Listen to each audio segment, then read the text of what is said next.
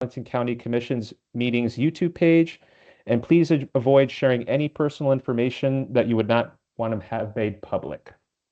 We ask that presenters and attendees please mute your microphones if you're not speaking. During virtual only or hybrid meetings, commissioners joining virtually and who are eligible to vote must have their cameras on for the duration of the meeting for purposes of meeting quorum.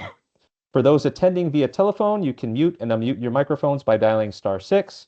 The chat box will be monitored to address any technical or procedural questions during the meeting, but should not be used for meeting discussion. Commissioners should use the raise your hand function on the top toolbar to be recognized during the commission discussion.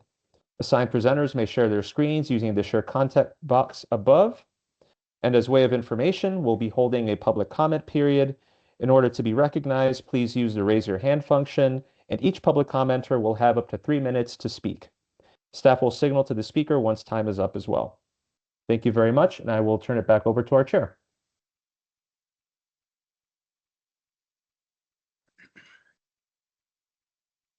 All right, Jill, I think you might be muted.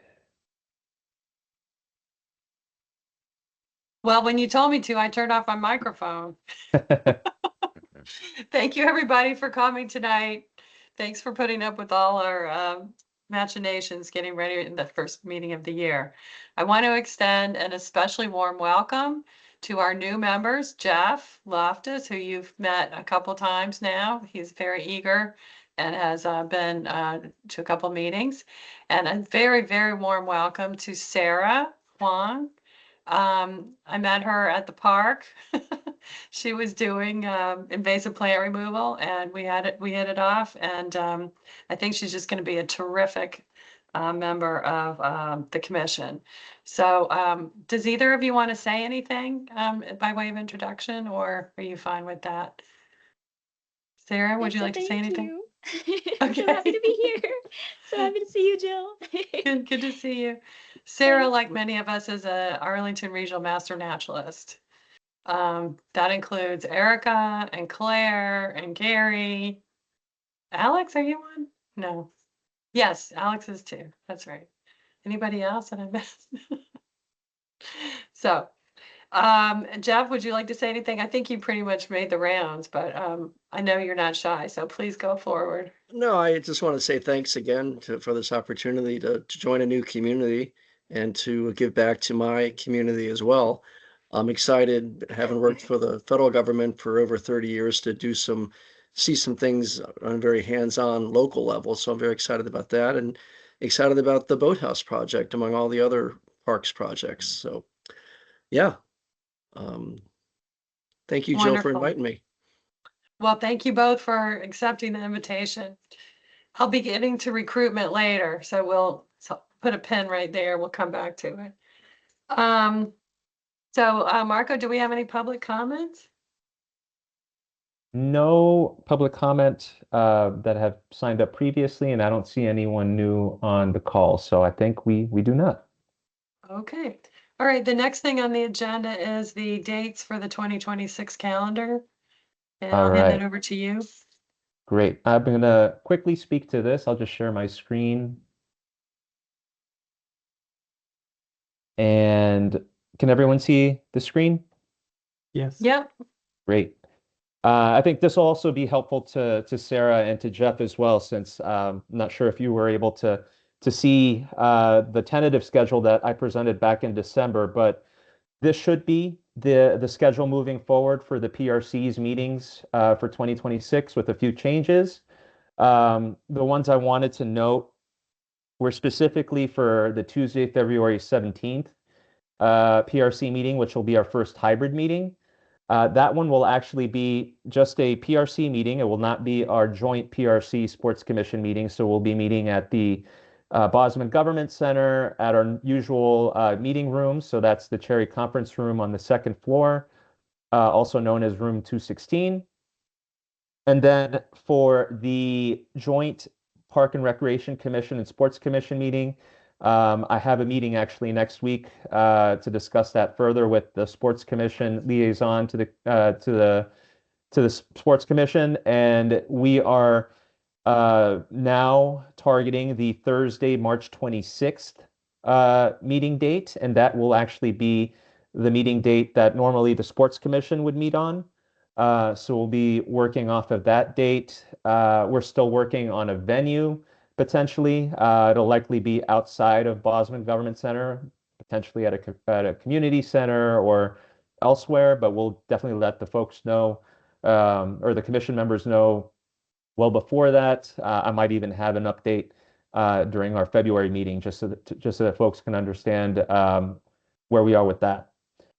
It's also important to note that it will be a meeting where we'll likely hear a presentation on the fiscal year 2027 budget. And I've noted here that the County Board budget public hearing right now is scheduled for Tuesday, March 24th. So that will be the first time that the budget will be made public for review by the community. So then right after that, we'll have an opportunity to have a presentation from our leadership to discuss it further with both commissions. So we wanted to make sure that this meeting date corresponded with that budget hearing date. So we'll be right in line with that. And then, of course, I have noted here two potential dates for the PRC field trip, which we'll discuss more about during the spring in terms of potential location and any interest in terms of where to visit. So we have right now 2 dates for that. That's Tuesday, August 18th or Tuesday, August 25th. And then also worth noting, May 19th, 2026 is our PRC meeting date, but is also the date where potentially the Bill Thomas Park Volunteer Award for 2025 will also be announced prior to that meeting. So we'll have more information on that process in the coming weeks, including an opportunity for folks to start that nomination process, and then for the PRC to vote on that item, likely at our April virtual only meeting. So those are really the only updates I have right now, unless there's any specific questions on the schedule or anything moving forward.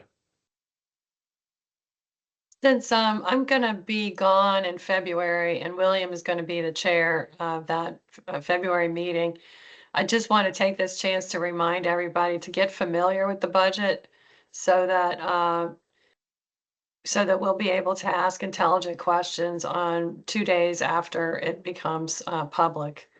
So I would urge everybody to go to the website for the county budget and just get familiar with the layout, where things are, what you might be interested in looking at, so that when the budget is made public on the 24th, you can quickly turn to those sections and see what's being said. I see Adam's hand is up. Yeah, thanks, Marco. Just wanted to make sure that you all include Hamilton and I in discussion about the agenda for the joint PRC Sports Commission meeting. Are there any issues you want to raise that you want to raise right now? I wouldn't want to go into it at the moment, but Okay, just, okay. Yeah, no, Marco, when you said liaison, I didn't know whether you were talking about Adam or me. Oh, I'm So- sorry. I was Neither. talking You're about talking about the I was talking about or the both of staff. us, as Adam, No, I no, think, no, is I'm alluding sorry. to. I should have made that clear. I'm speaking with the staff liaison to the Sports Commission next week. that's start why planning that's out. what prompted me to say make sure you involve us. That's all. No, and duly noted. Yes, we'll definitely involve both the commission chairs for both commissions, as well as anyone else that would be interested. And is that Iggy or Mariah, by the way, who's officially the I lead? believe it's Mariah, but Iggy is helping out with that. Cool. Yeah. No, I appreciate there are lots of overlapping issues. So thanks, Marco. Absolutely. Thank you. Yeah, thank you for putting this calendar together. It's really good. All right. That's my presentation, unless there's any other questions. Okay, any comments on that?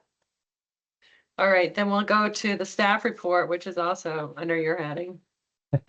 All right. So for the staff report, I did want to note, let's see here. I wanted to note that There is going to be a new special GLUP study that will be coming online very soon. It is for the 1401 Langston Boulevard area, otherwise known as the former Keybridge Marriott site. As you all remember, we visited the Gateway Park site for our PRC meeting not last month, but last August. And diagonally across from that park is that space. So just wanted to let everyone know that there was previously a site plan approval for that area back in 2020. That site plan has since expired, and there is now a new ownership group that has taken over that space and are providing, I guess, an opportunity to redevelop that space. The website for the special GLUP study shows very preliminarily what their plan is for that site and what they're asking for as part of the study. So part of that is to retain the existing GLUP designation for that site. And GLUP, for those of you that don't know, is the general land use plan designation of high, medium residential and the existing zoning district. And redevelop the site through a phased development site plan process, or PDSP. So it's pretty similar to what was done with the River House project. Another ask is to extend the Roslyn Coordinated Redevelopment District to include this site and to amend the GLUP to a high office apartment hotel designation and rezone the property to CO Roslyn. So a higher density district, a larger, I guess, GLUP designation for more density. So all of these will be studied as part of the special GLUP study period, which we anticipate to begin sometime this spring. But just wanted to give everyone a heads up that is something to be aware of, given the proximity of that project to Gateway Park, but also just the magnitude of development that may be occurring there. I believe, Andrew, you have your hand up. Yeah, does this mean that there'd be an SPRC process for the project in the near future, or is this far earlier than that, this process? So yes, this is the special GLUP study. So this would occur prior to any long-range planning committee or site plan review committee process. This is essentially to have studied to see whether or not this GLUP designation makes sense to occur within this site. There will be likely commission representatives and other folks involved in that process prior to anything that would include an LRPC or SPRC review. Gotcha. Thank you. I'll take my hand down. So we Any don't have it listed yet on the agenda as being vacant because it hasn't been posted on the website yet. Is that why? That's correct. Right now, Okay. we have information on the website, but a request to participate has not been provided yet, since we are still anticipating when that process will begin. Once that process is ready to begin, there will likely be a call for representation amongst the commissions. And then at that point, I'll make that known amongst the PRC. Great. Yeah. Perfect. And So- I would like to express interest in that specific project, given that I live a block from it. Okay.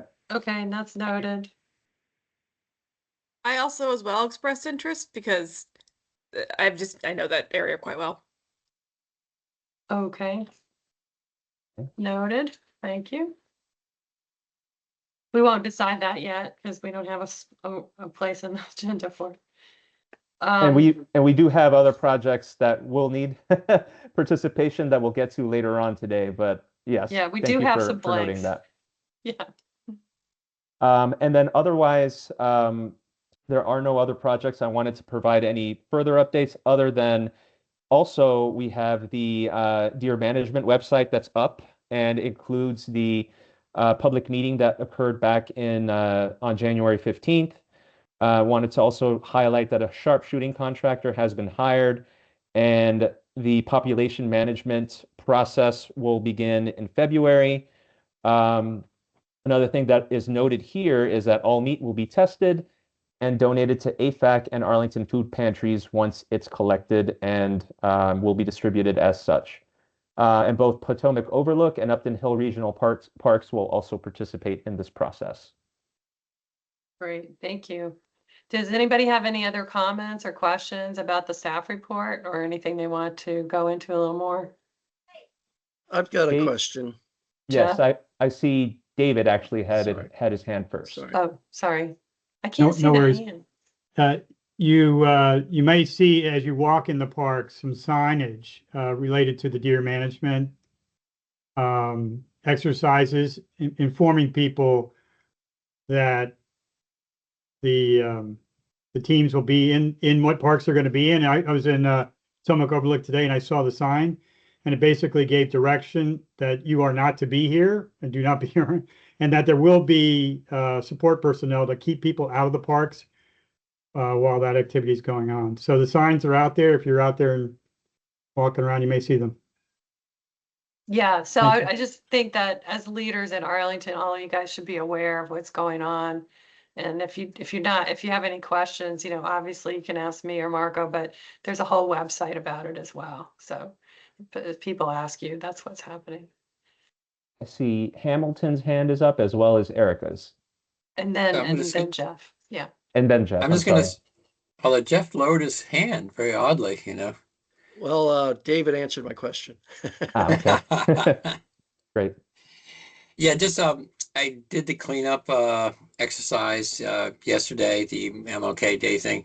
It is stunning in the park how all the underbrush is gone. I mean, the deer have wiped it out. Now, as a disc golfer, it was really nice because you had clean alleyways, but really, it is stunning the damage the deer have done in 1 year and big parts of Blue Mountain Park. So just state that this is something that really needed to be done. Thank you. Erica. And Erica? Yeah, I just missed, where did you say the meat would be donated after it is tested? Yes, to AFAC, which is the Arlington Food Assistance, and other Arlington food pantries. Oh, okay, got you. Thank you. Great. Any other Okay. questions related to the staff report? All right, thank you. Okay. So now we're ready to go on to commission member reports.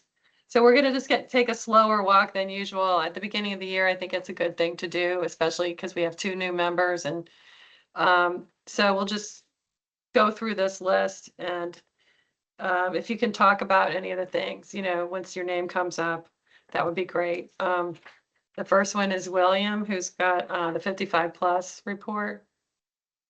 Yeah, hi everybody. So I listed 4 things that a DPR is doing in the 55 plus program.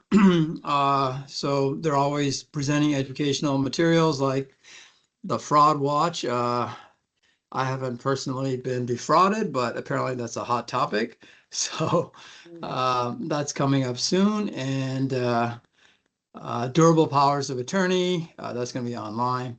Medicare 101, that's I'm sure good information. And then there's, of course, field trips. Yeah, Arlington, has a great, as part of our park and recreation portfolio, they do a lot of programs for older adults. And so you get an idea of what they're doing here. Unless you have any questions, I will let it go to the next speaker. Thank you. I think Gerald is on. Is there anything Gerald wanted to say about APS? He's our, he is Yeah, the, no.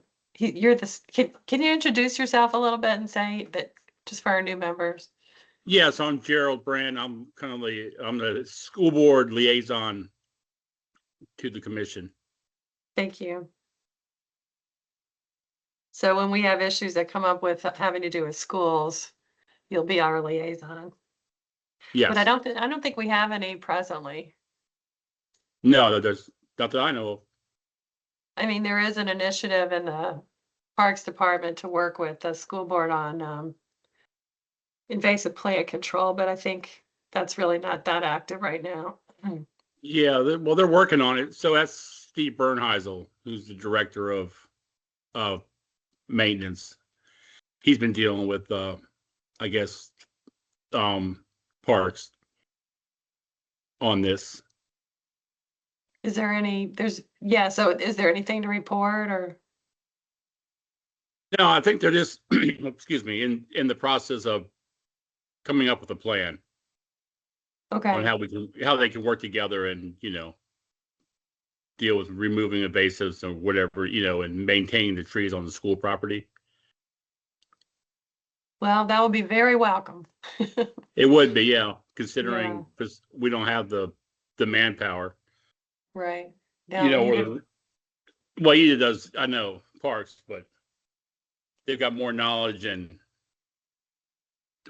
our guys, like our grounds crew, they just don't focus on maintaining, like the trees and that kind of stuff. We have other things they do. Mhm. There's only probably 7 of them, so it's tough to keep up. Oh, Or only more. 7. Wow, only Yeah. 7 for all the schools. Wow. Yeah, so they're that's more amazing. reactive than, proactive, unfortunately. Right. Well, that makes sense. So that much staff. Okay, Yeah. thank you, Gerald. I didn't mean to put you on the spot. No, that's okay. No problem. Okay. All right. All right. Arlington Neighborhoods Advisory Committee has been vacant ever since I've been on this commission, so I'm not sure what to say about that. The Bill Thomas Award. So that's the volunteer award that Park and Rec confers or recommends that the board confer every year, and we always make our newest members be on that committee. So Sarah and Jeff have just missed the cutoff because David and Carly are the next most newest members. So Sarah and Jeff may have to do it next year. We'll see. But thank you both. I mean, Carly and I'm getting confused. Carly and David are going to do it this year. The award will be voted on, I think, in April. That's correct. And it'll be presented at the board meeting, perhaps May 19th, depending on what happens with that schedule. And Jill, if I can raise, so right now I'm actually collaborating with our public relations unit within DPR to talk through a strategy for launching the nomination process for the 2025 awards, likely sometime in February. So once I get the confirmation of that, I'll certainly give David and Carly a heads up on that as well. And at that point, the you commissioners will be asked to try to inform your circles about the nomination process being open in case anybody else wants to nominate somebody for that award. Okay. Anything else on that, Dave? Did you have any questions or?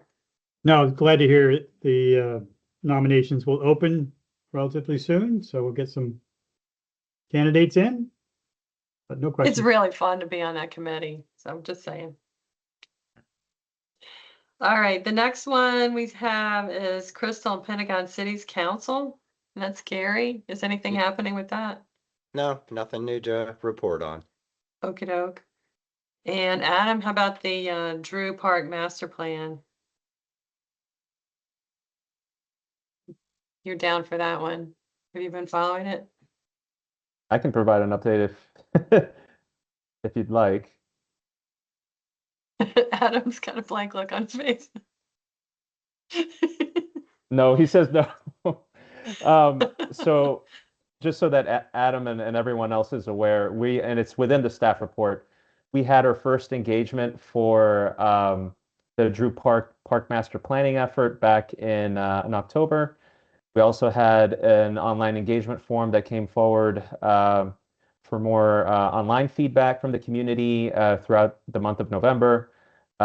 Gathered that information and are working now with our design team to come up with concept options for the new park space. And we anticipate coming back to the community later on this winter at the earliest to present what those concepts can look like. You mean William, like 12 months from now? no, this winter. So like okay. later on, Okay. later on this winter. Okay. William. Hey, Marco, are there any key requests or interests from the community, like top 3? So right now, we're still compiling all of that data.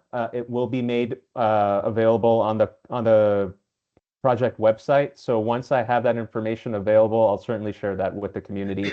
And one of the things that we do typically for any master planning process is once we have kind of like a sense of where things are going and what the options may look like, we may do like a preliminary presentation to the PRC just so that you all are aware of what's going on. And since I'm the project manager to that project, I'll certainly inform Jill and you as well to let you know when would be a good time to come to the commission with that information.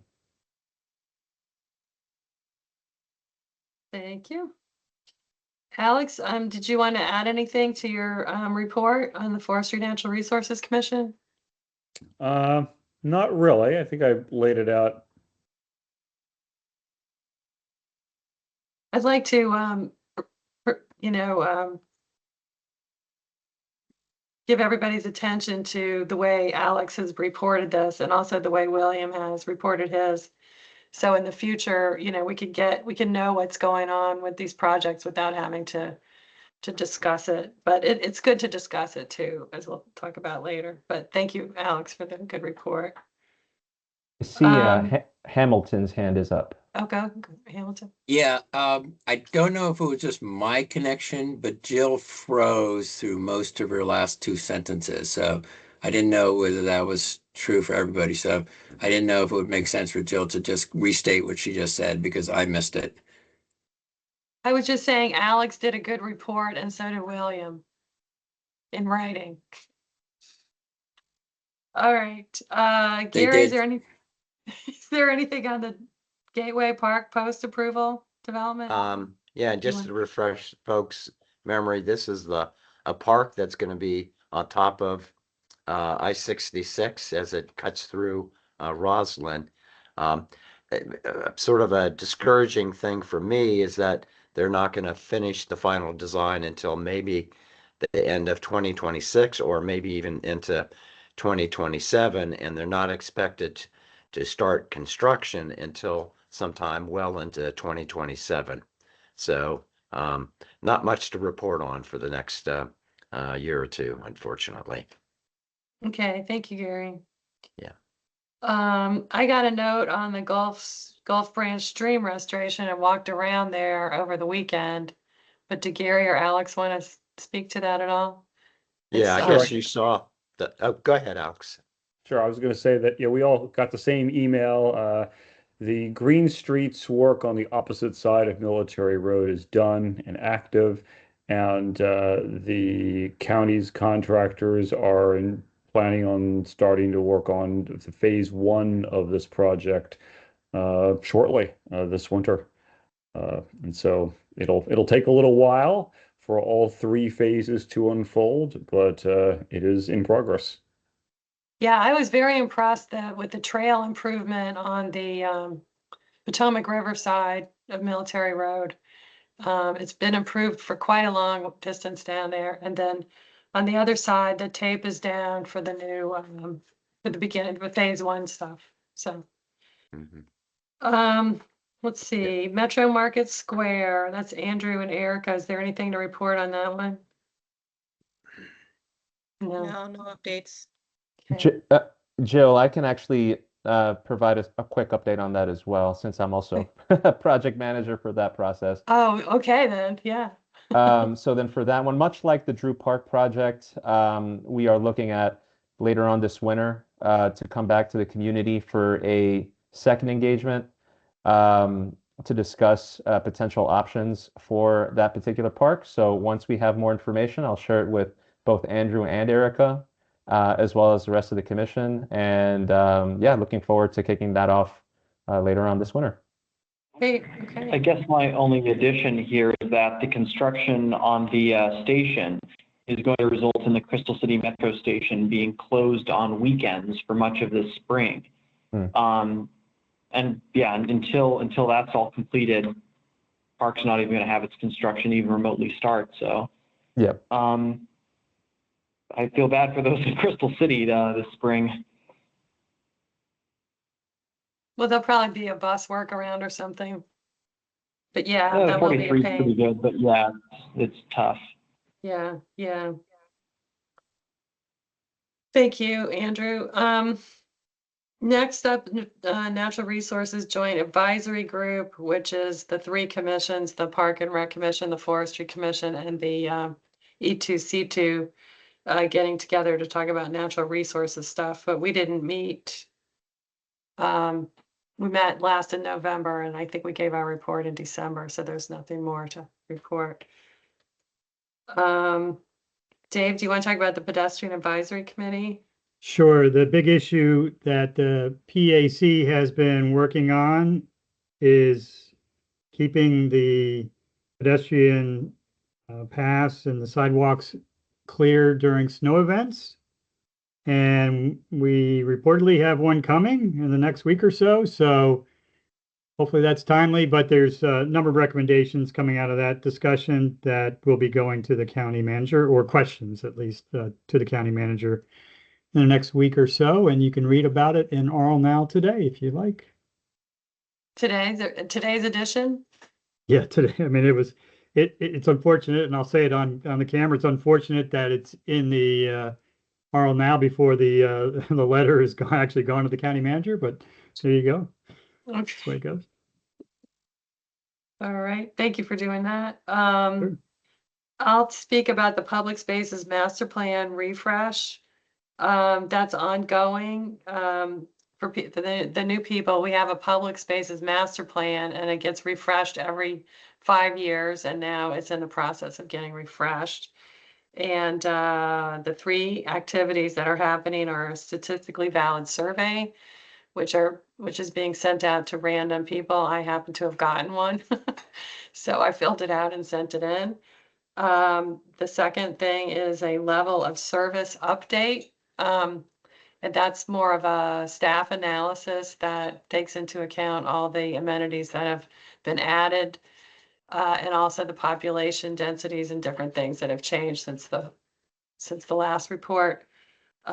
So that's being done. And the third thing is we're supposed to be talking about the land acquisition. I don't think the next meeting has been scheduled yet, but I hope it will be scheduled soon. And the level of service update is important, as we know from having relied on it when we were doing the River House development project. It became something significant to look at. So anyway, that's happening. And is there any questions on that? Otherwise, we'll keep going. Adam, did you have anything on the Public Facilities Review Committee? I don't think I've gotten a single email on that since I've been appointed to it. So I don't know if that's because I'm not on the list or what, but I have not had any action at all on that. Group. Okay. Should Marco, I have, can you? Marco? That's exactly why I raised my hand. So so I could just clarify to folks what this committee is. So the Public Facilities Review Committee, or PFRC, is essentially the SPRC, the Site Plan Review Committee equivalent, if you will, of public facilities within the county. So if there's a new school or a new community center, or the aquatics facility went through this process, then we would have participation not only from the Park and Rec Commission, but from other advisory groups and commissions that would be affected by those projects attend and participate. But as of now, I'm not aware of any new projects, either from schools or within the county, that would require such review. So I think that's the reason why you haven't received any sort of emails, Adam. So is this something that's convened by somebody by a group other than the Planning Commission? Or is it a So planning this is a Planning Commission led review group, Okay, and okay. CPHD staff are the ones that manage that as well. Okay, thank you. Huh. Interesting. Okay. I won't question it, but Yeah. All right. So now we're gonna go into the think go ahead. Nia has her hand up. Oh, Nia, please go ahead. Hey, Jill. Okay. Hey, everybody. Since you had brought up, PFRC, or well, that, most of you are aware that about a year ago, Brett, who was the staff person that was heading that, passed away suddenly. And, I was also the PC Planning Commission liaison to that. We haven't had anything come up. I asked about it earlier this year, and at the moment, there's really nothing else that they're anticipating. Should that change, I'm sure you'll hear about it, but I just wanted to point out that there's a reason that you haven't heard anything, mostly because there isn't anything at the moment. Thank you, Dan. Okay, that's Thank good. you. Thank you for everyone for the support. Because I Yeah. was feeling a little bit like, did I miss something? Right. And also, by the way, since I have the mic now, I apologize earlier for the Drew project. The look on my face was because I couldn't get the computer to get me off of mute. It was a long process, so I had to log in via something else, via my iPad. So anyway, yeah, thank you, Marco, for providing the report. Sure. Appreciate it. Thank you. And I apologize for characterizing your facial expression. I'm sorry. It's okay. I think we all appreciated the levity, Jill. At least I did. All right. So now we turn to the real meat of the meeting. And we have 3 vacant projects. Let's see. I'm wondering what the best way of handling this is. Should we do the existing ones first and then go back to the other ones, or well, let's ask for expressions of interest as we go through it. So the first project we have on here is one that's vacant. It's called the Dominion Arms Project, and it's on Glebe Road. And I didn't look it up. Did anybody else look it up and want to do it, or should we? I can also Uh, provide Jill a quick recap of what that is based on the website, just so folks are aware of what it is. Somebody said they might be interested, it sounded like. No? Okay, yeah, go ahead, Marco. Sure. So the Dominion Arms project is a rezoning and new site plan amendment. It is to construct a new 4-story infill residential building containing 124 units.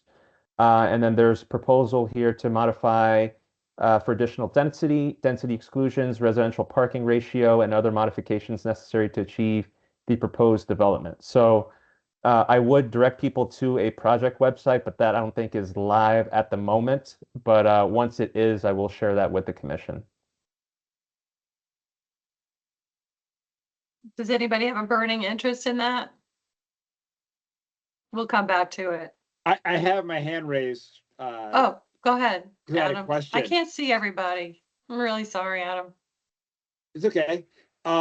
So I had a question about that. So that building was just renovated just a few years ago, I believe. Are they planning on tearing that building down and building a new one, or are they adding a building to the property? From the looks of it, it looks like they're constructing a new 4-story residential building containing 124 units, in addition to what's there today. In addition, so it's a new building. In addition, do you know where? Is it in the parking lot? Is it in the? Yeah, I don't have all the details now because Okay. unfortunately the website isn't active, but Okay. but it seems like Okay. that it would be within, I guess, wherever there's space to do that. Okay. Yeah, I'm willing to just serve on that. Okay, thank you. Thank you. Mhm. Okay, the next one is the Air and Space Force Association at 1501 Langston Boulevard. Can you run through a synopsis again, Marco? Sure. This is a major site plan amendment to demolish the existing office building that's there now. And the proposal is to construct a new residential building containing 88 dwelling units.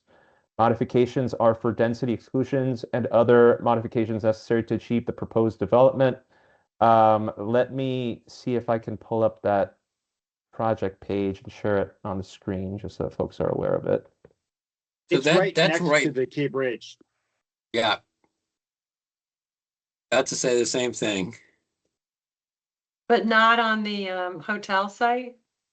It's right This across is- the street from the hotel site. So Oak Street is between, Isn't Gateway Park right across from the hotel? The other street. also, yeah. It's west of the. Yeah, if you're Cambridge. going up Oh, okay. Langston, Uphill. Okay, got it. Yeah. Adjacent to the trail. Okay. I'll share my screen with the project webpage, just so that folks are aware of where it is. So yes, actually, so you can see here on the east, past North Oak Street, that's actually where the 1401 Langston Boulevard project that I was talking about earlier is located. So it's right across the street from that, off of Langston Boulevard. And right now it's the site of an existing office building. Okay. And there's more Okay. information here on the project website if you would like to take a look. Okay. Does anybody have a burning interest in that, or should we come back to it? We can come back to it. It looked like Adam and Melissa had their hands up. Melissa just dropped hers though. I But had a question, but it's not super relevant. They mentioned on the page institutional usage. I don't know what that means. It's not residential. It's not commercial. It's So what does air. that mean? Air and It's a- Space Force. Oh, so they're It's an going to stay on there. Okay, association. good. It's an association. Right. Okay, understood. Thank you. Wait, association, that doesn't mean it's a government building. It says here, No. 7-story residential condominium building with ground floor institutional space, which I can't really say what that is. I really don't know. Maybe the Air and Space Force Association is going to occupy a floor, and That the could rest be of it. it's going to be residential. That's what I interpret it as. Okay. Makes sense. Okay. All right. Moving on, Inn of Roslyn, is there anything to update on? They're still studying it, right? Or That trying is to going negotiate? back through a process that includes a public hearing, I think, in the next board meeting. Oh, they're having a related to- hearing. Yeah, it's related to the board's ability to approve something that's substantially different than the relevant plan. I think it's an area plan, the Fort Myers North area plan. Uh-huh. So that site is still alive and going through that process to clarify what the board can and cannot do with a proposal which is different than what the area plan contemplated. But the proposal that we developer's saw when we proposal. last left it is still the same proposal, which is different Correct. from the area plan. Okay, thank you. Correct. Well, that's interesting. And that's got a date before the county board? Not yet. Yeah, there's a process that they're kicking off. I'm not sure exactly what the action is, but it's definitely going Okay. through some, I'll try to clarify by the end of the meeting and I'll No, put that's it in- okay. in the Yeah, chat. that's okay. It's just interesting to know that. Okay. Nia's hand is up. Oh, Nia. Nia knows everything. Well, only because I have to represent PC at the board meeting this Saturday. There was a zoning amendment that came in front of PC last week as a special zoning district in the Fort Myers North area, which would better enable the board to, weigh in on the Inn of Roslyn. So that is coming up this Saturday. And the Inn of Roslyn is on. Technically, because I asked, am I supposed to also be there to talk about previous conversations about the Inn of Roslyn, or am I just there to talk about what we talked about for the zoning amendment? And I was told, be prepared for both. So it'll be kind of interesting to see what happens on Saturday, but I hope you don't mind that I raised my hand. I just thought since I was on here, I should mention it. People with information are always welcome to raise their hand. Especially you. Thank you. All right, I'll go next with Election Courthouse. There's not much, it's a very preliminary stages. They've had, it's a project in the courthouse. It's right next to the jail. And there's a 19 story office building that they're going to demolish. They're proposing to demolish and put up 394 apartment units. They're asking for extra density. There is a park issue because there's a public access path that's supposed to go through that area. And the public have raised comments about some of the large trees that are apparently planned for demolishment. And they want the green spaces to be larger. The first SPRC meeting is expected to be in the spring. So that's what that is. William, do you want to talk about Lecky Garden? Sure. So we've had the two SPRC meetings, just for everyone's information. It is it's at 2031 North Woodrow Street, so it's near Langston and Glebe. It's 249 units, 100% affordable units. I believe it's 11 stories. So I didn't see any major concerns with it, but I'm looking forward to Jill's overview of the SPRC process so that I can write up a draft letter, because looks like this goes to the county board in February. And so long story short, you know, there are a lot of good things about it. Regarding greenery, they plant 100% natural native plants. Regarding tree canopy, it's above the 35% requirement. As far as energy, all appliances are electric.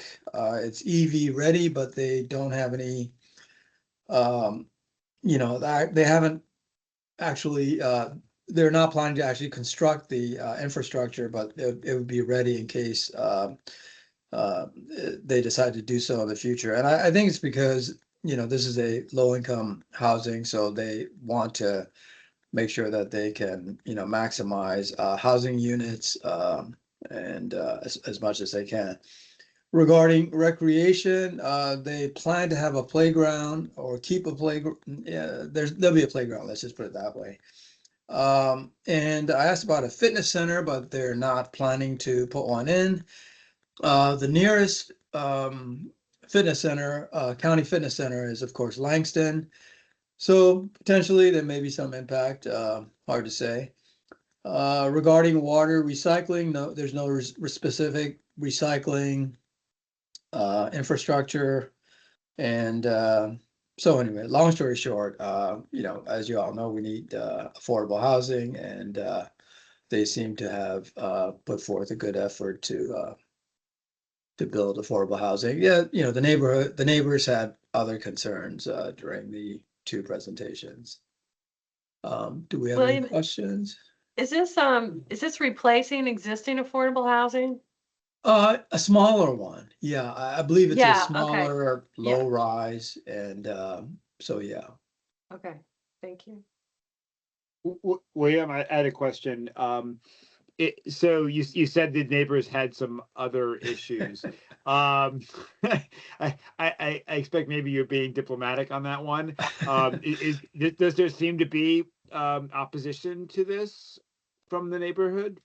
Well, sometimes you hear comments like, I'm all for affordable housing, but so like, well, there seems to be a lot of people with, you know, pickup trucks, or you know, it's 11 stories and it's tough on you know, 1-story, 2-story, you know, residential buildings. And then the developer and the county staff would explain how you know, the building is, you know, gradually goes up in height, etc. You know, anyway, yes. So you've heard the acronyms NIMBY and YIMBY and all that. So, you know, I'm not characterizing folks as one or the other, but, you know, there's a lot of concerns from various different parties. Okay. I do have Thank a you. quick question regarding the project. You mentioned the displacement of affordable housing or existing affordable housing. Do you happen to know what type it was. As in, was it like the was it more of like temporary sheltering, like, or was it something that was a bit more long term? Because it was an old motel, right? Yeah, it is Andrew, right?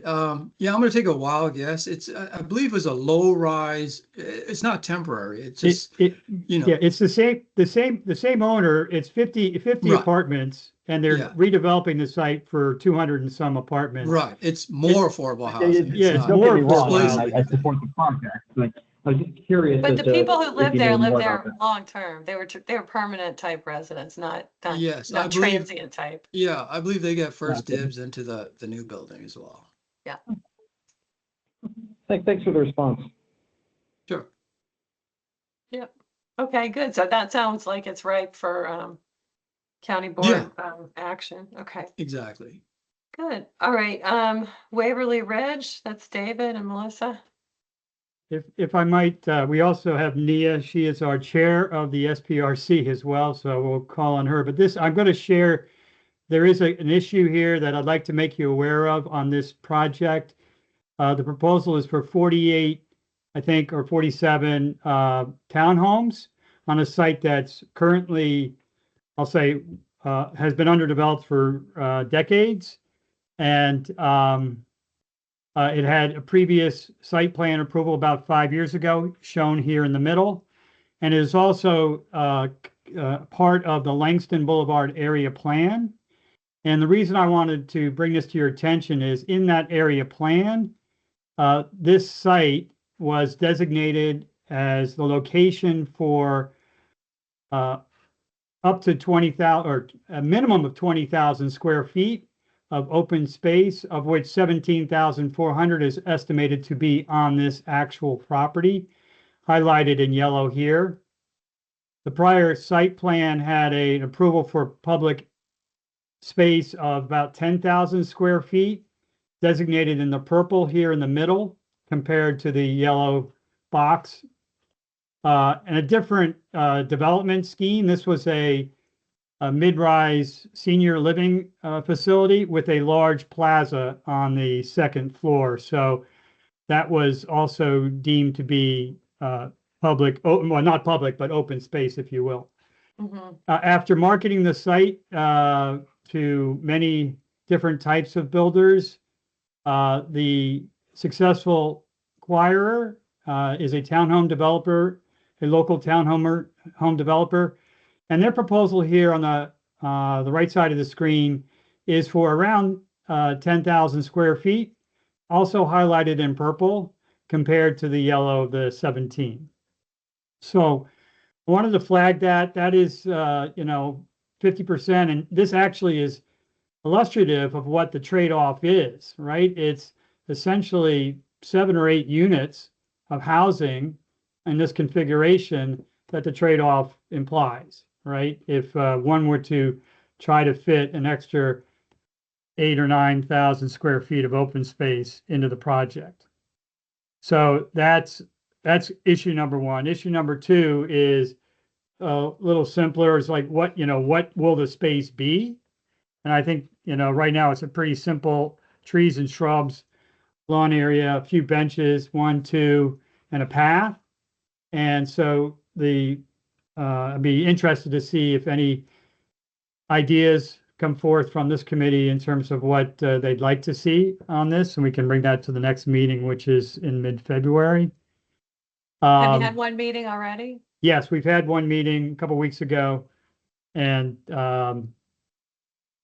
yeah. So it's. Oh, by the way, let me raise an important point. The site has been obviously planned for some time, through another site plan process, through the Langston Boulevard plan. So the community is well aware and of the site and what they'd like on the site. And the representative at the SPRC was very eloquent in saying that they're happy with 10,000 square feet of open space. They don't know how the 20,000 feet came to be in the plan. They are very happy with the 10,000. They seem to be happy with the townhome development scheme. And so they made their position clear on that. Is there any recreation or playground associated with it? No, Okay. nope. We're, yeah, not far from the Woodstock Park. Just down Yeah. the street. Yeah. And what's there now? It's essentially vacant. There are maybe Okay. 3 or 4 vacant single-family homes on the site, spread across with some garages. Huh. So Any I'll leave it there, but affordable? if you've got comments, bring them forward to Melissa and myself, and we'll look forward to representing them at the next meeting. Thank you. I will Yeah. say, as I was back up, so I wasn't speaking during the meeting, but I was attending. Unusually, the neighbors were quite excited to hear anything was being developed. This was one they were like, yeah, let's get that area developed. So I think that's a good sign for this project. I know some people asked, why isn't it larger apartment multifamily housing? And the developers explained in lots of economic terms I'm not 100% clear on, but they said that townhouses were the most economically viable for this area based on their studies. So that's, if that question comes up, it was discussed extensively at the meeting. Okay, thanks. I think there's another hand up ahead of William, Yes, I see Adam. Adam, and then William. Yes, Mike. Yeah, Jill, one thing you can do to see everyone and hands up is if you open up the people tab or drawer, it will show you everyone whose hands are up. Oh, there you go. Thank you. Yeah, sure, no problem. Just one kind of quick comment. I mean, in addition to the less square footage, it's also about usable square footage. And if you look at the plan, that triangle was really narrow. And you know, a lot of that space, like I'm not really sure what it's going to mean as far as public open space when you have like, you know, maybe 10 feet of width when you get down to that end. So, you know, I'm not saying they're disingenuous about it, but it just, you know, the space that they're giving is not only it was less than 10,000, but it's also, you know, some of that is really not really usable open space. So I think we should be cognizant of it and looking at not just the amount of space, but you know how it's, you know, I don't want to say configured, but how it's what the dimensions of that space is. Thank you. And there's no dog run area. Sorry, William, you go next. Yeah, I just want to add, maybe this is mentioned already, but it's artist senior living. So it sounds like this is for older adults. Just relevant to your question of, is there a playground? So I doubt there's a No, playground. that was the former site plan. There's a new Oh, site okay. plan. Yeah, this Disregard. Thanks. And is any of it affordable? No. No. Okay. Market. Okay. Market rate. Thanks, guys. Anything else? Any other questions on that one? Okay, that's food for thought. That's a real toughie. Oh, and you guys have the next hard one too, which is Walgreens. I know that one's what stage are we in on the Walgreens site? Well, before we do that, Neo, you raised your hand. Is that about the upcoming one we're Oh. talking about or the previous one? So Sorry, William, Nia. yeah. Well, I'm chairing both, so I could answer either. Well, I mean, I answer any questions, but thank you. No, the next and final SPRC for Waverly Ridge is Thursday, February 19th. I also chaired the former site plan, which was approved there, the Artist Senior Living. So an interesting use now of this land, which staff still has some concerns about. So it'll be interesting to see how this, you know, all unfolds. So in terms of Walgreens, right now, it looks like we're probably going to hear that in the commissions in April. So, Oh, okay. yeah, Will that we've come to been- PRC? Or not? Sometimes I they don't don't come know. up to us. yeah, I don't know. Okay, okay. Yeah. So we've had all the SPRC meetings on Walgreens. Yeah, we had 2. We had one, gosh, way back in like I want to say June or maybe even earlier April or something. And then we waited many months because the applicant, to their credit, there's a lot of stormwater issues, as one knows, in this area. So they went back and actually took the time, and I'm going to guess paid probably a lot of money for 5 different scenarios of how that could be addressed. And staff seems very pleased with the one that they're at right now. So, but again, this will come up. Last schedule I saw was April to the commissions. Okay. So So you guys are going to be working on a letter on that pretty soon. Dave and Melissa. Yep. Yep. Is there any issue about that one that you want to bring up to the Well, we did commissioners? bring up last time, it was the one with the park in the back, and you were at the Oh, site. right. first. Yeah. Yeah. Mhm. Yeah, so they've reoriented the park, or they've redesigned the park, plaza hybrid. It's 5,000 square feet.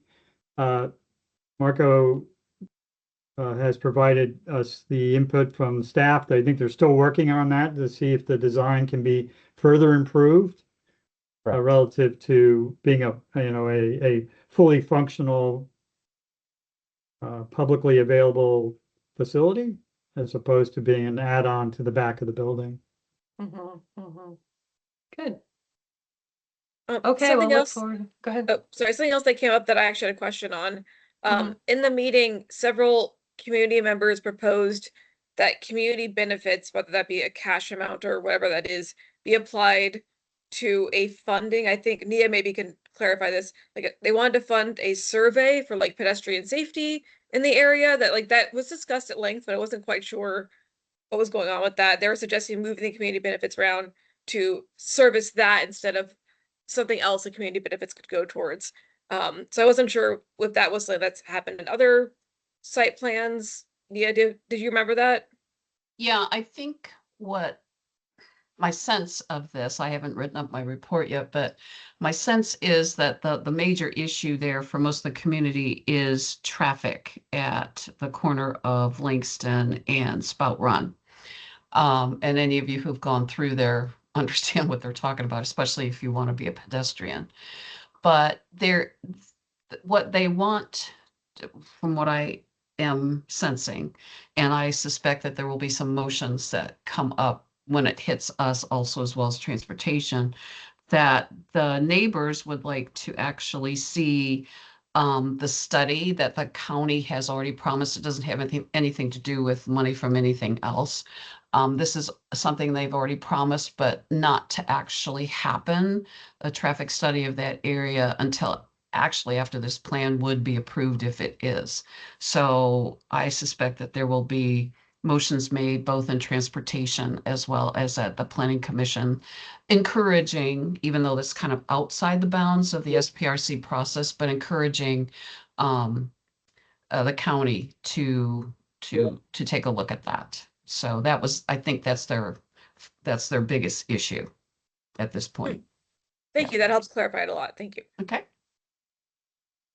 Great, thanks. Okay, I know this is getting long, so thanks for everybody putting up with this, but I think it's been helpful.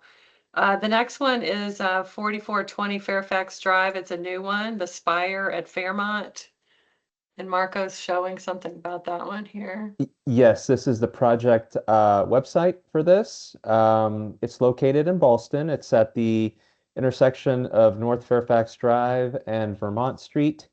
It is to demolish an existing 5-story office building, and the developer is proposing to construct a 22-story multifamily building with 302 apartments and approximately 5,000 square feet of ground floor retail equivalent space. There will be 92 parking spaces, including 8 spaces that are above ground. So this is in Boston. Is that a north-south orientation? Sorry. Yes. So north of here, of course, if you're going north is Glebe Road Okay. into like where 66 is, and then heading south is the core of Ballston. Okay. So Marymount's right at the corner there, right? That's Across correct. the other side of Glebe. Uh-huh. Yeah. Mm-hmm. Yeah, okay. Okay. Does anybody have a burning interest that- in this one? I just a quick question. So do you know how many floors of the other buildings that surround it? Are they They're around the tall. same? Yeah, 22 floors is a lot. I would, I don't know specifically, but I think it is probably one of the larger buildings in that area. The one next to it on Glebe is quite high. I don't know about the ones to the south or to the east, but the one to the west is quite high. And I believe this particular building is located, I want to say maybe 2 or 3 blocks away from the north-facing Ballston Metro Station elevators. Hmm. Okay, is anybody got any more questions on this one? I can offer, but I also steal all the Boston ones, so let someone else take Boston first if they want to be primary. Thank you, Melissa. Maybe And one I of our see new Jeff. commissioners? I see Jeff has his hand up or had his hand up. Yeah, I just had a question. Is there like a height restriction in Arlington like there is in DC for how high buildings can be? I think Yes and no. Yeah, I think it I depends was a on lot. one. I was think it on one. depends. Yeah, it depends. It depends on which area of the county you're in terms of what zoning would allow, but also there is guidance within sector plans that are adopted for the various metro station areas within the county. Funny enough, the one in Ballston is the oldest sector plan adoption, and that is actually from 1980. So not sure how much or how relevant that particular guidance will be as this process moves forward, but it is an adopted sector plan, so there would still be some review based off of that.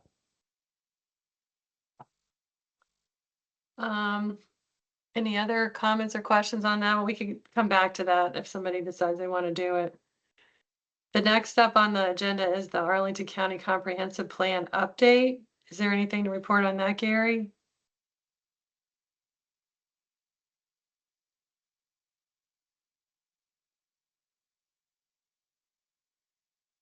Oh, Gary, I think you're on mute. Okay. Yeah, I was losing my voice and coughing a lot, so that's why I muted myself. I was tired of listening to myself.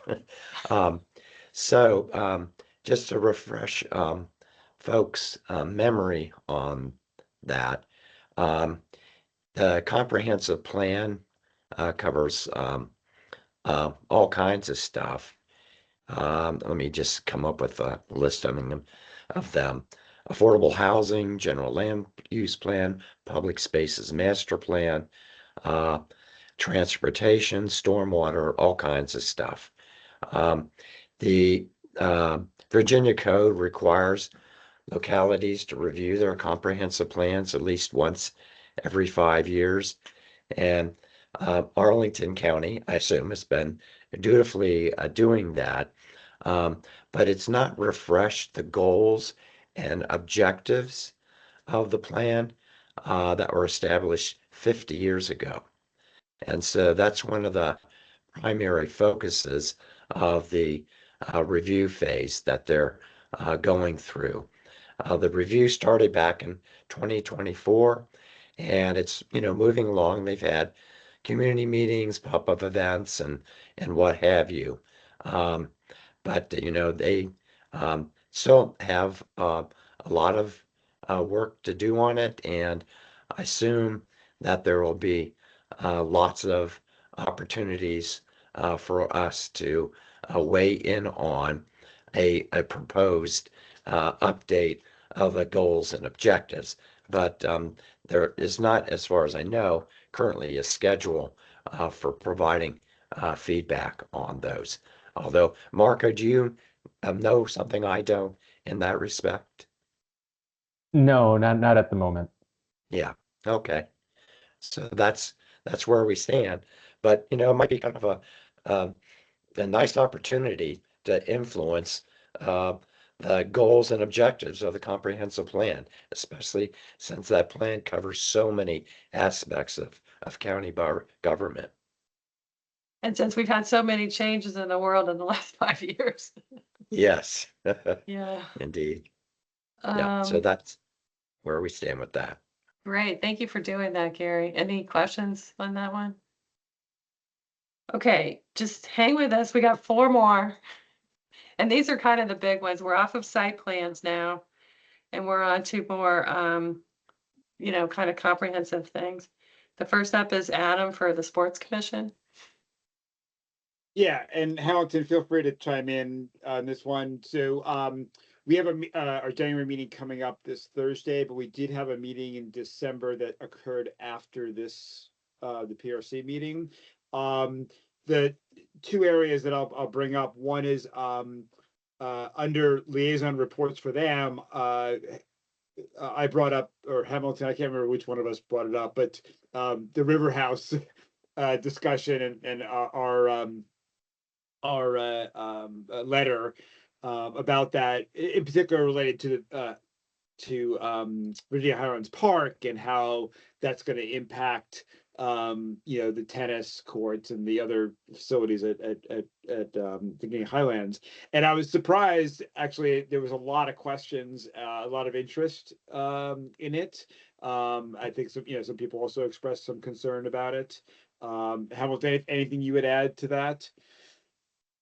No, just that is kind of connected with just the push on the Virginia Highlands, and Susan Cunningham, who's our liaison, is pushing Sports Commission to kind of look more also at individual sports access, not just team sports, which makes sense. And so from that angle, from that lens, people were definitely thinking, hey, that's going to be a lot more people in that area.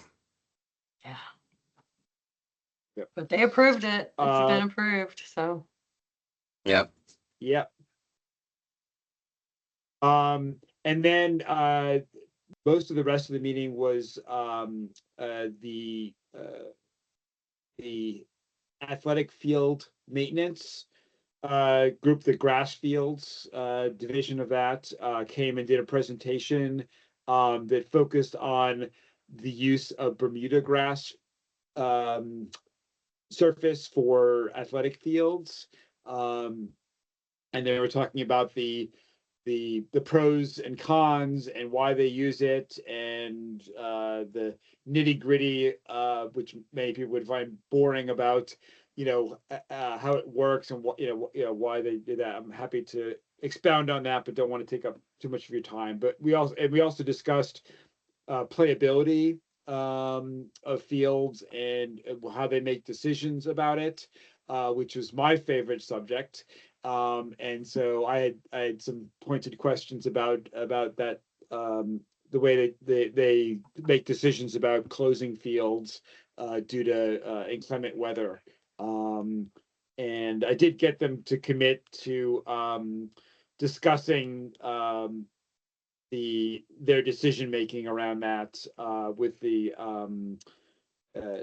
sports leagues, so we can have some better understanding and agreement around when a field should be closed or not closed. It's been a contentious issue between especially the diamond groups, but to some extent, I guess the rec groups as well, the rectangle field groups too. But just in terms of the amount of lost time that the leagues, or I should say the youth of Arlington for the most part, but also adults, are impacted by the decisions that they make around closing fields. But there is one. I had to leave early. There is one, and the big message is the county for their natural grass fields uses Bermuda grass, because Bermuda grass is the toughest grass. But here in Arlington, we're kind of the northern limit of it, because Bermuda grass only grows well when you get into the 80s and 90 degrees. So they sprinkle with other types of grasses, But the reason they have to be very tight with controlling the fields is when it's lower temperature, particularly when it's around freezing, it can damage the roots of the Bermuda grass, which means you'll get the big bare spots. So it's a very tough issue, but that's basically why they use that grass, because Bermuda grass tends to be, but you don't get the lush fields like you do in Florida here because we're not hitting 80 and 90 degrees as often. So just FY for anybody who's interested in grass. It's Yeah, not the invasive, big is it? reason, yeah, the big reason is that Bermuda grass grows laterally, it grows across, whereas the cold grass fields tend to only grow up. So when you have patches or places where it's dirt, the only way you can get that to come back is by seeding and redoing those areas. Whereas with Bermuda grass, they can get it to grow into those patches of dirt and cover it so it's grass again. So that's really the reason why they like Bermuda grass, is because of the way it grows. Okay, thank you guys. And Jill, it is invasive, by the way. So all the more reason to go with, or never mind, I could bring that up. But we don't need to worry too much about that, because we put enough impact on it that it has a tough enough time handling its own space, let alone taking over other spaces. All right. Okay, is it okay if we move on to the next thing? Okay. 3 Urban Parks Master Planning Project, Melissa and Alex. I don't know about you, Alex, but I've not gotten any updates since I went to the initial open house and walkthrough. There haven't been any emails or updates or anything. Were you able to attend either one of those? Yes, I attended both. Okay. Long story short, I think it was the community at first seemed a little confused as to why they're renovating anything, because I think they were just not sure what it entailed. But I think once people described that they were going to try and create a thematic link between the 3 disparate parks that were in close proximity, as well as upgrade some amenities and change the name of one of the 3. I believe one of them was named after a Confederate general. They want to fix that. So I think that was also discussed. But I've not gotten any updates since then, but the community seemed to have lots of input on what should be fixed once they learned what was going to be happening. Yeah, I haven't received any input on that as well. My understanding is that they're in the process of collating public feedback now, and that there'll be something coming up in the next couple of months. Yeah, the open house is quite well attended, so I think that's a good sign. Oh, that's good. That will come to the PRC, won't it? Probably as a presentation. I would hope so. Yeah. Likely, yes, since it is a master planning effort, they typically do come to the commission. Yeah. Okay. Daniel and Erica, you guys are last, but by no means least. These are very important projects. So let's go with Daniel first with the Transportation Plan Advisory Group. You've been really shouldering a big load there. So tell us what the latest is. Thank you. Oh yeah, no worries. Hi everybody. So with the work with the reimagination of the master plan for transportation, staff just finished up their 3rd phase of community engagement. Mainly that was focused on the draft modal priority network that they put forth, which is basically how the county will determine, like, in the right of way, like which modes to prioritize in certain areas, because we can't prioritize every single mode of transportation, every single area. So there's that. And also the engagement was also focused on some draft policies that staff drafted based on feedback around their the vision that they want to realize and the goals that they want to achieve. So there's a list of about, like, I think 25 policies that they put forward for the public to look at. So county staff is in the process of now actually doing the draft plan itself and refreshing that plan. We our last meeting was in December, and then we took a break for January to give staff a little more opportunity and time to digest the feedback that they received during phase 3. And we'll be reuniting, I think, on February 4th for our next meeting. And I think staff hasn't sent us an agenda or anything yet, but I imagine it'll be, potentially looking at a part of the draft new plan that they're developing. But yeah, we'll report back when I have more information. Great. Okay, good. Thanks for keeping on track of that. And then Erica, yay, Vision Zero. How is that going? Yeah, so for those that don't know, Vision Zero is an initiative to eliminate traffic deaths and like severe injuries. And Arlington has the goal of achieving that by 2030. So for the stakeholder group, we've had one meeting so far. It was in the fall. And they were just kind of they just want insights of, you know, where they should focus.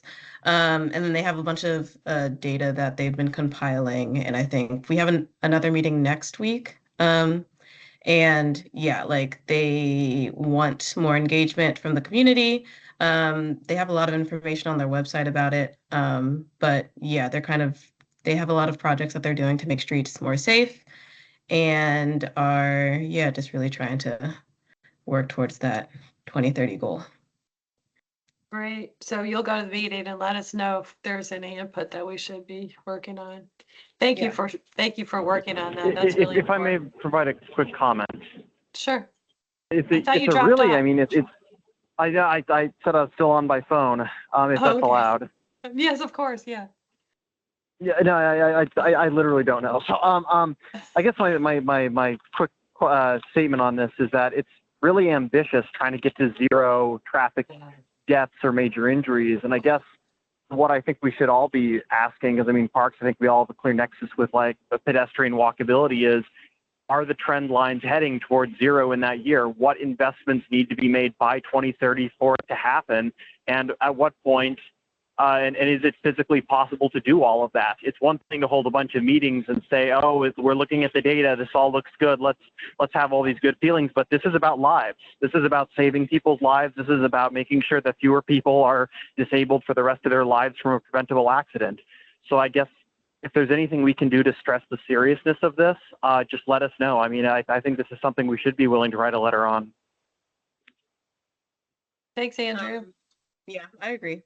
And I can definitely try and bring that up in the stakeholder meeting. Thanks, Erica. Yeah, it's really important. I mean, I think, yeah, there's a lot of work that's gone into it. So, all right. Thanks for tolerating that. Who thought it was a good idea to do all those, go through all those one by one? I hope you agree. I thought it was useful. So the next thing on the agenda, let me see. I wanted to say something and I don't see where I was going to say it anymore. Anyway, I wanted to say something under the site plan review committee. It's getting late and probably people are tired, but I wanted to so I sent out a paper that's one page, it's 4 or 5 paragraphs, and it gives an overview of what the site plan review process is and what it's for, and give some tips for how to approach it.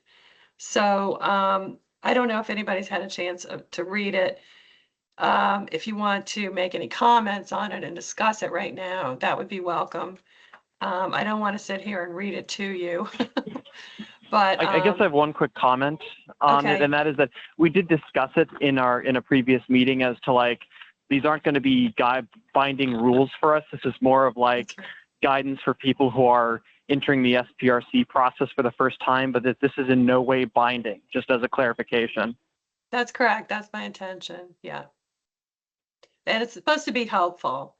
I just want to reiterate, because I think we lose sight of this, even though Marco has brought it up several times, that the Department of Park and Recreation staff has offered to meet with us every time there's a new site plan. And I strongly encourage everybody who is assigned to a new site plan to have that meeting, because I think that's a really great way to figure out what the issues are. That's one of the most important things, is figuring out what are the issues? What does Park and Recreation have to do with this project? And then, trying to get over any discomfort with having a different opinion than the developer or even the staff might have. But you can't really get over that discomfort until you understand all the opinions and all of the facts around it. So I just want to encourage people to not be timid, but to really go ahead and state your opinion. And that's what we're here for, is to provide the county board with what the community really thinks. So, you'll get feedback if you said something that's really out of line, and then you'll learn. But probably that's not going to happen. I mean, probably there's going to be, especially if you have your meeting first with the staff, you'll get that kind of feedback privately. And then I just want to say another thing about trying to make sure we communicate our positions in the SPRC meetings early and often. Go ahead and say those positions and get whatever feedback you get. And then if you're uncertain, you can always call Nia Bagley, who's been very generous. I don't know if she's going to be able to take your calls anymore because she's also now chairing the Planning Commission, I hear. But Marco can help, I can help, and the people that you talk with on the Department of Park and Recreation can help. And also the people who are on the staff called the Department of Community Planning, Housing and Development, CHPD. Those are the staff that help the Planning Commission chair these meetings. And then I just want to emphasize that to be effective, especially if it's a really important project, it's a really good idea to get our letter to the county board earlier than later. And even if, as would happen, unfortunately, with the River House project, when they came to us like the week before, the week that we had to do the letter, on reflection, I wish we had gone ahead and sent the letter and said, here's our opinion as of today. We are going to get a presentation on Tuesday, so our letter might change, but here's what we think right now, so that the county board would have that information beforehand. And if it's really important, it might be worthwhile to go to the county board meeting and actually speak to the issue. So I see 3 hands up. So Yes, I'm going to go in order here, Jill. Yeah. I see Jeff first, then Okay. Adam, then David. Great. Thanks, guys. Go ahead, Jeff. Yeah, Jill, I've checked all of my email addresses and I haven't gotten anything from you recently. Oh, okay. Are you on the? Okay. Well, let's double check. Okay, I'll fix that after we hang up. Jeff, have you been receiving the commission-wide emails? Yeah, I mean, I got the emails on the deer management, and I Okay. got the email, I got the agenda, from Okay. you. I'm getting your emails, Marco. So Okay. Okay, I'll see. Maybe I might have. I know what happened. I grabbed my address list. That's probably not the most current one when I sent out the message for tonight. Sarah, did you get an email from me tonight? Oh, you did get it. Okay. Huh. Yeah. Check your spam, Jeff. okay, thank you. All right. I'll thank you for bringing that up. I'll check on it. Adam, David, and then William. So Adam first. Oh, Yeah. Adam, sorry. Mm-hmm. Yeah. So you had mentioned like having a meeting with staff. I think it's a great idea. And by the way, Jill, thank you for putting this together. I really appreciate you, the effort that you've put into trying to make our work, more consistent and so that we're all looking at the same things when we go into these meetings, because sometimes we might have certain things we're looking for personally because of our interest or experience or knowledge, but making sure that we're keeping in mind the comprehensive set of things that we need to. So I really appreciate that. I think it would be helpful for us to know who the staff person is, and we don't always know that. So I mean, and I don't know if you'll be inundated with emails, Marco, but how would you like to handle that? I mean, is it better for you to like just provide that information on the documents you send that lists who's doing what, or if we should just reach out to you individually and say, hey, I've got now that I'm assigned to this new SPRC, who should I be talking to? Yeah, so I think to Jill's point, if there's any subsequent questions that come up, based off of a project that you're assigned to. And if you want to, for example, arrange that meeting or just find out a little bit more, please feel free to reach out to me and then also copy Jill, just so that she's aware. And then that way I will be able to, contact whomever that staff person is, whether they be in DPR or in CPHD, and then get you the information that you need. So that sounds to me like you're working as a liaison between us Correct. and them, not what Jill was saying, which was more of a direct communication between that staff person and us. So I guess what I'm wondering is, which is it? What is the? Are we going with a direct method, or are we doing it more indirect? Because what you're saying, Marco, is if I have questions, but what Jill was saying was meeting with staff to get an overview of what the issues are, which is very different than what you're explaining. So I'm trying to get clarification on that. And I'm sorry for making that a little bit more confusing than it should have been. So in order to start that process, please communicate with me. Once you have been assigned a project and then you know who that staff person is, you can certainly communicate with them on any subsequent information as you need it. Just to try to clarify this a little bit more, there's two sets of staff. So the CPHD staff works with the Planning Commission. The Department of Park and Rec staff works with us, but those two staffs work together. So on park type matters or open public space type matters, Department of Park and Rec staff will consult with the CPHD staff.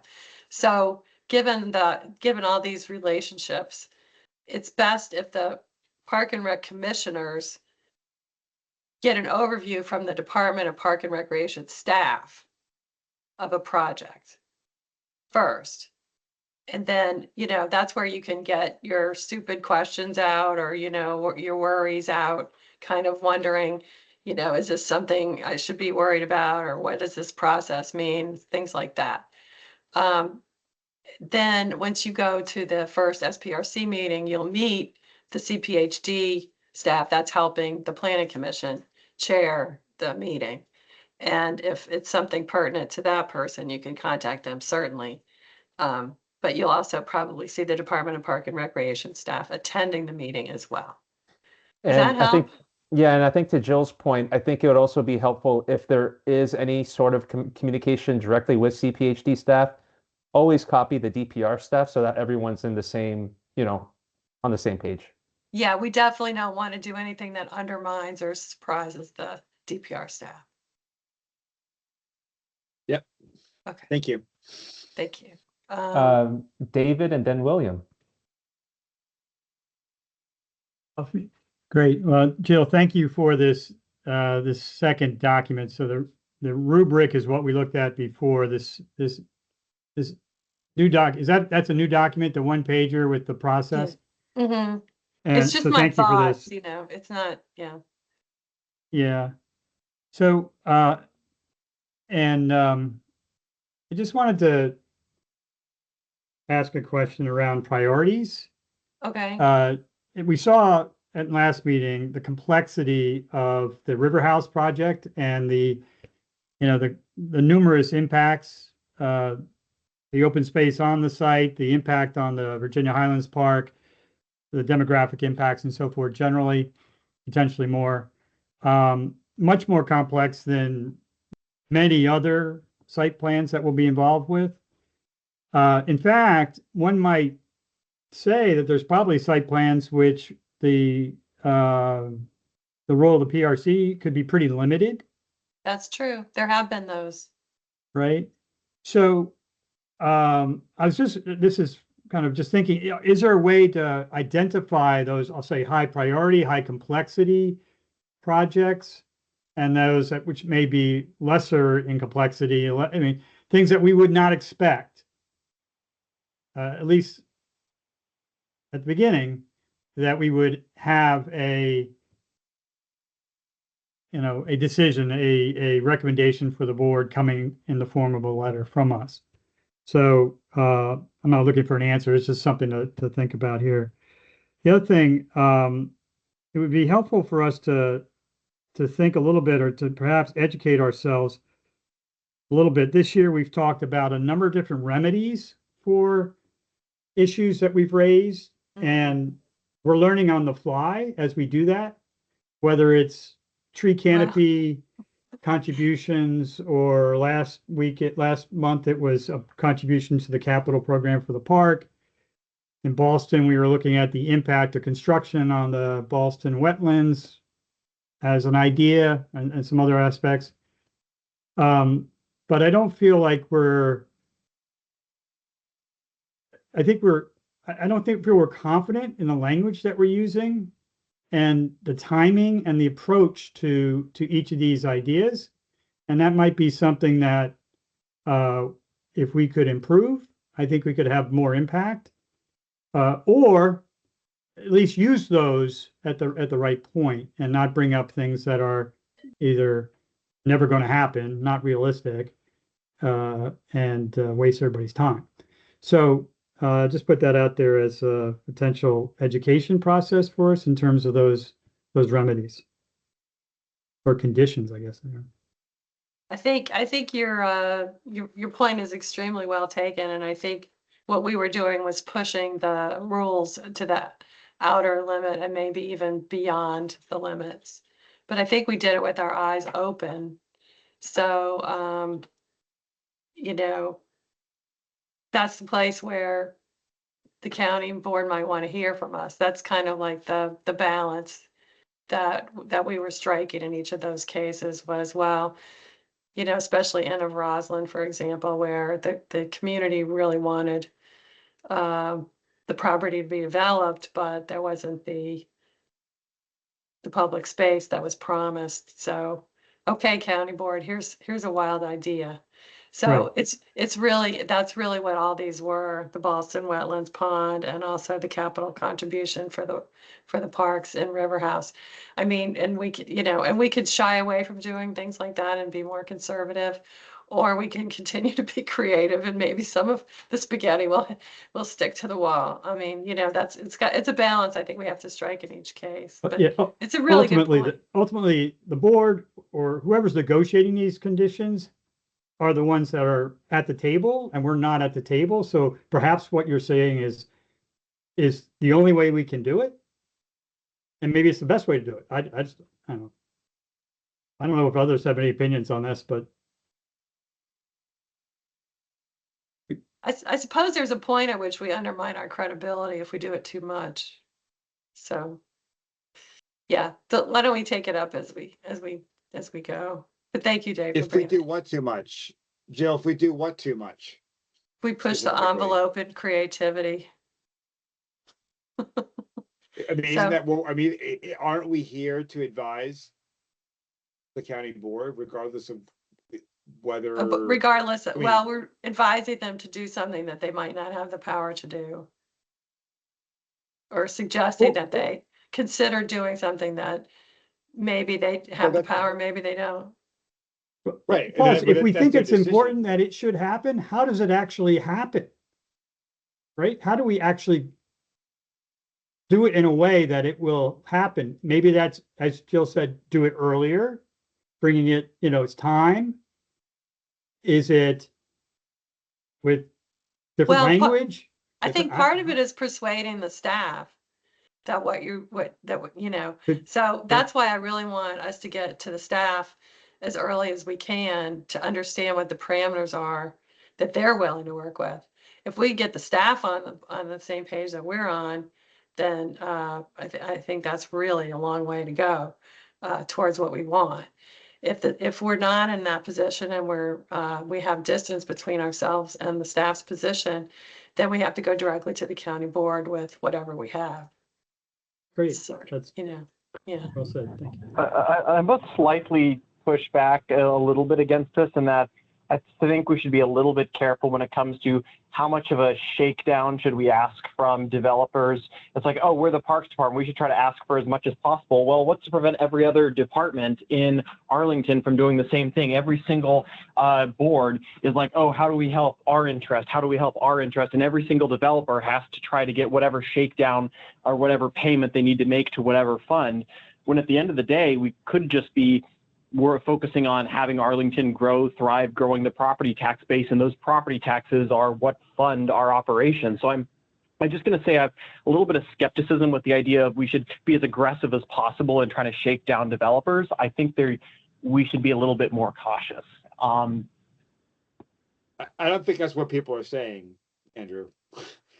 That's kind of what it can. I'm sorry if that's how it came across to me. All right. Thank you, Andrew. Thank you, Adam. Okay, William. Yeah, hi, Jill. So my question is on the letters to the board. So yeah, I just want to reiterate your overview and the rubric were very helpful for me on this PRC. Your point's well taken that we need to get these to the board, as soon as possible so they have some impact. To that end, do we have a collection of letters or templates? Because I'm not one to reinvent the wheel. So Oh, I'm so glad you brought that up. I wanted to mention to everybody, 2 things about the county website. Just a lot of you already know this. The county website has a page for each of these projects. And a lot of times, especially the new ones, are linked already on the agenda. Okay, so that's thing 1 I want you to know. Thing 2 that I want you to know is there is a complete archive of every letter that the Park and Rec Commission has sent to the county board by year. And it's on the Park and Rec Commission website. Oh, Marco's pulling that up right now.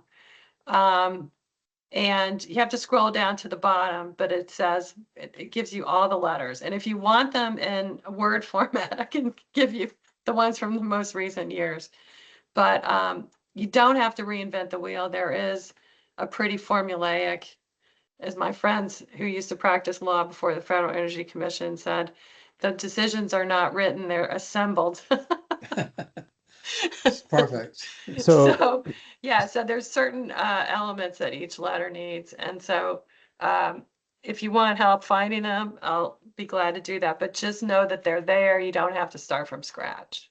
Super. Yeah, Thank you. and to reiterate that, Jill, on the chat, I included a link to the private development webpage that the county has, which has essentially all of the active, preliminary, on hold projects that require site plan review. And then in addition to that, I have a link to the main PRC webpage. And to your point, one of the drop-down banners is previous year's meeting schedules. And they go back as far as 2018. So if you click on each one of those years, you can see the materials that were provided for each one of the meetings, including another drop-down banner, which includes those old letters. And I also wanted to respond to Dave's other point about the priorities. There have been cases where we just decided that we didn't need to write a letter. And I'm looking at Alex with the, was it the Goodwill site? I think we just decided not to write a letter on that because it was fine. There wasn't much public space. I might be misremembering that, Alex, so correct me if I'm wrong, but that's what I recall. No, I think that's right. I think that there just wasn't very much parks and recreation at the site, and what there was, sidewalks, things like that. The bike path were very well dealt with. Yeah, I mean, if the developer comes forward with something that we're happy about, we can just write a 3-sentence letter saying, this is great, adopt it. Or we could just stay silent, So those are all options. All right, anybody sick of this yet? Okay. Well, really appreciate everybody's patience with this, but I hope you found it edifying and helpful going forward and a little bit less mystical than I was telling Marco that I've been on the commission, and I'm going into the last stretch here of my 6-year term. And I feel like I'm finally just beginning to understand how this works. So I'm trying to shove as much of information as I have at you. But anyway, there's always room for improvement. So Okay, Can I say something, Jill, real quick? please do. I Yeah. want to thank you too for the write-ups that you sent, and I want to really encourage the new commission members that the best way to learn the SPRC process, particularly with the background information that you have now, is just do it. There's no secret key. There's no maze that if you just stay on the commission long enough, you'll learn the way through. You just have to do it and go through the meetings, and you've got a little guide now, and advocate. And there's also recordings of prior meetings. So if you're wondering what that's like, you can go and look at some of the recordings and see how people act. And, you know, it's a friendly group. Thank you, Alex. Okay, I want to say one last word about recruitment, and then I think that'll be the end of the meeting unless anybody has anything else they want to bring up. I'm so grateful that we have a full commission. I think this is the first time that's been a full commission in a long time. So I'm very happy about that. However, we will be losing 3 members that I know of this year. I'm going off at mid-year. Daniel's going off at mid-year, and I'm sorry to announce tonight that Claire is going off after February. So we will really miss you, Claire. I will miss, I'm going to miss the next meeting because I'm on vacation. So let me just take the opportunity to say how much I've enjoyed working with you. And we'll look forward to saying goodbye to you as a group at the next meeting. So with recruitment, I really want you to make your circles aware of this opportunity to serve. It's always hard to get to make people aware. So the only way to do it is to get a lot of people to say, hey, did you know about this commission? So please do your best to keep it going. And it's a great group that we have right now. I'm very excited about it. And I hope that you'll bring new, fresh friends into it as well. Okay. Is there anything else for the good of the order? May I have a motion to adjourn? So moved. Is there a second? Second. Thank you very much. Okay, we'll see everybody. I'll see everybody in March. Have a good February. Good luck, William. It's on you next time. Good night. Thank Good you, night. everyone. Good night. Thank you. Bye.